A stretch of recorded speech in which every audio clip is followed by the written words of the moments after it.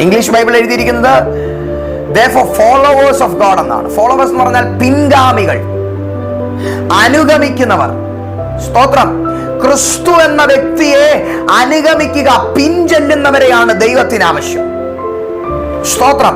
ദൈവത്തെ അനുകരിക്കുന്ന ഒരു തലമുറ. സ്തോത്രം.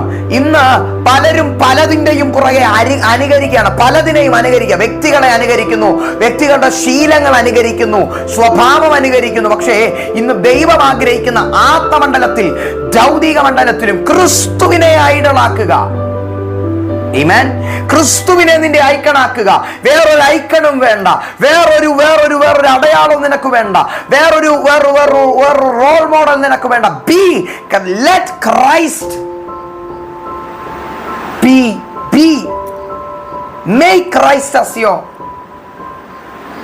icon.